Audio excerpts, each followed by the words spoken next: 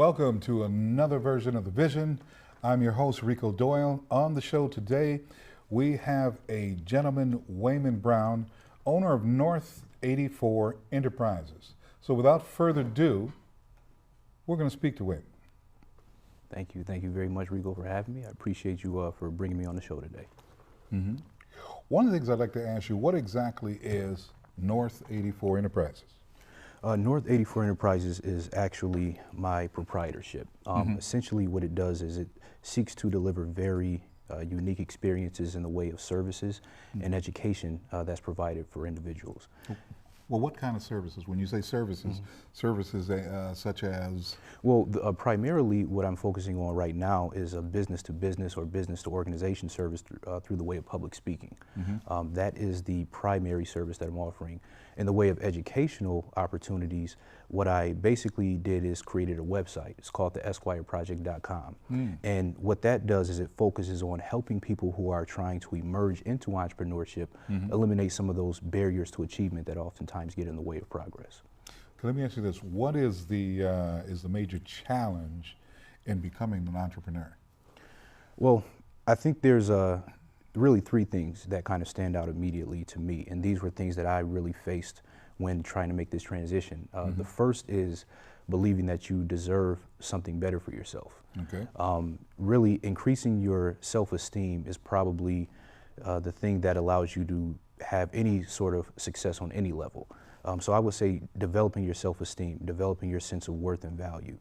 Secondly would be your confidence, really feeling very sure that you're able to accomplish various tasks. And then the third I would say is you have to always be a constant student and be willing to make adjustments. So when you get your competence more refined, that could be another very key component.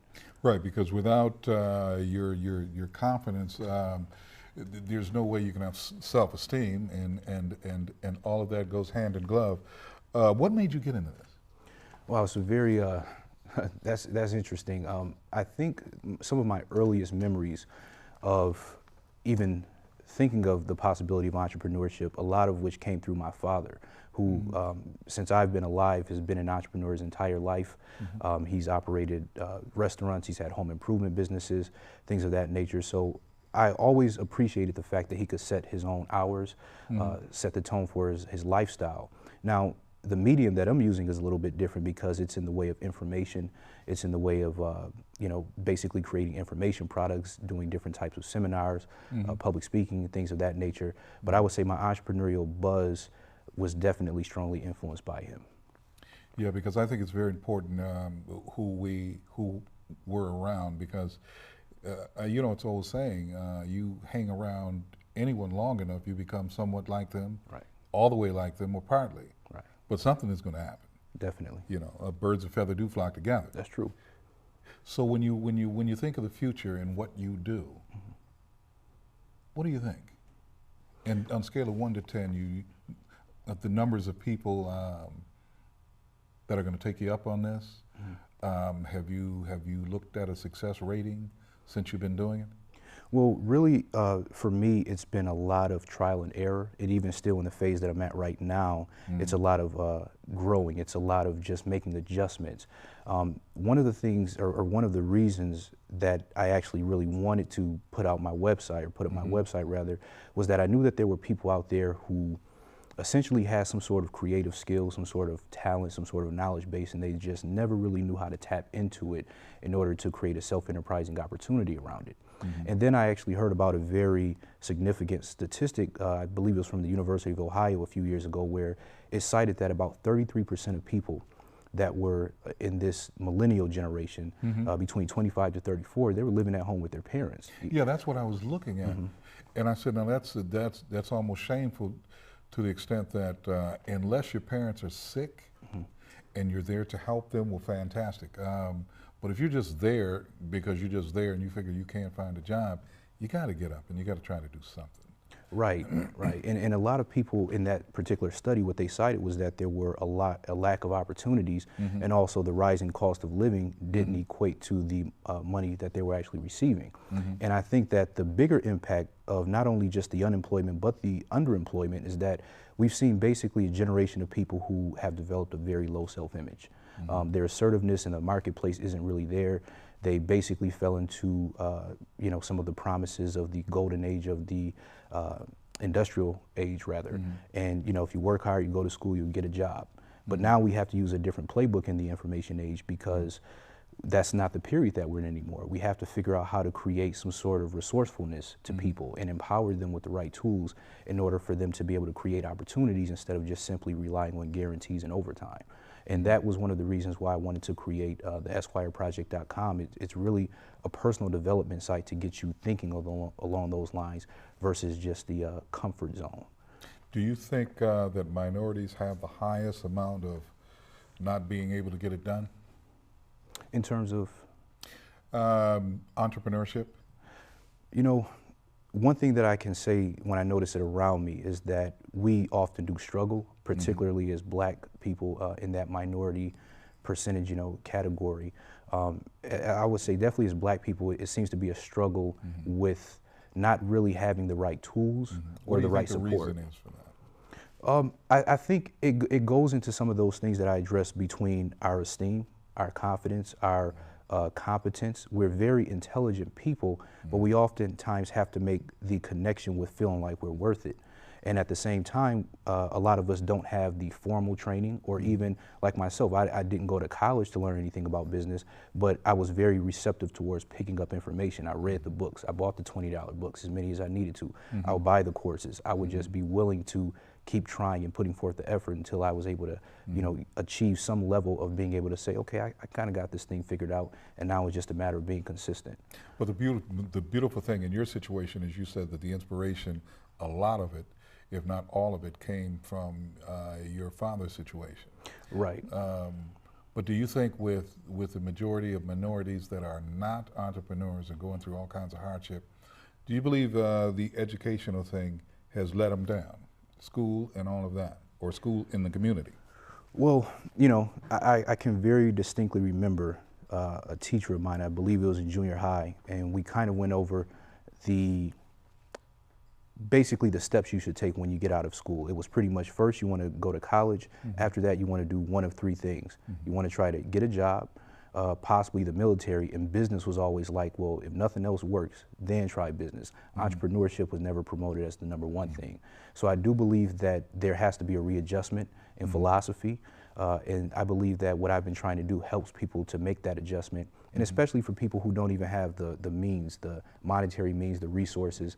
A lot of people are starting off in a limited budget, but what I try to do is show people that if you direct your dollars properly, you can spend less trying to emerge into entrepreneurship than you would maybe on a new phone. You just have to make certain decisions. That's right. But I believe to be able to make those conscious decisions, one must have to have something that motivates and pushes that to the forefront. To give you an example, in terms of the educational thing, I remember looking at, on Sunday, for instance, there's thousands of us going to church. Right. Fantastic, all over the country. But where are we on Monday during the child and teacher conference? Right. And we have the highest amount of neglected children and all of that crime, everything. You would think that because of the way it looks and the way it is, that would be just a given. People would just say, you know what, if God wants us to go to church on Sunday, which is fantastic, if the children are the future, don't we want them to be able to make wise decisions? Right.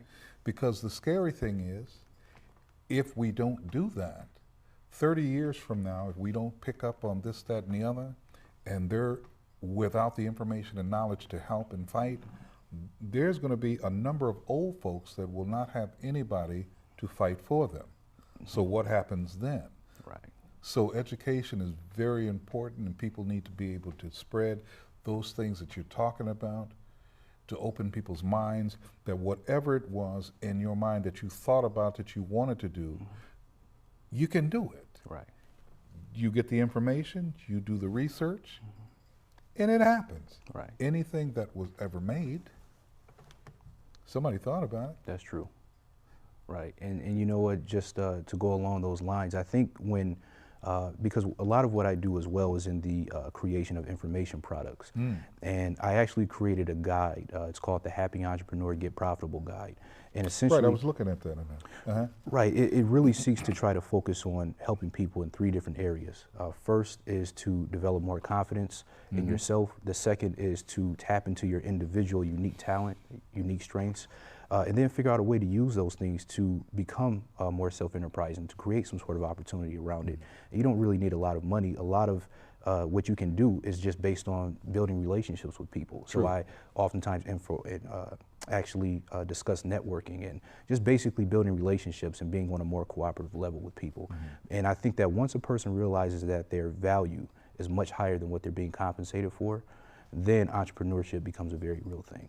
Very much so. So on the networking part, how successful has that been coming along for you? That actually has probably been the thing that stood out the most. I've been able to meet a lot of very interesting people, develop some really good relationships. In fact, earlier today, I actually had a very small networking event with a group of people that I know, and it was very positive. We're a support system for each other, really emotionally, but also at the same time when it comes to giving each other tips and advice and resources.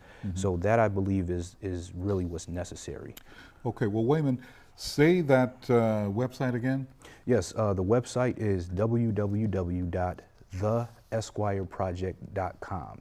And you can find a variety of different articles that are personal development oriented, as well as the Happy Entrepreneur Get Profitable Guide. So with that, I want to thank my guest, Waymon Brown, owner of North 84 Enterprises. And the topic today was creating self-enterprising opportunities. So for another edition of The Vision, my name is Rico Doyle. And the last word I'd like to say is, how you see yourself matters. We'll be right back.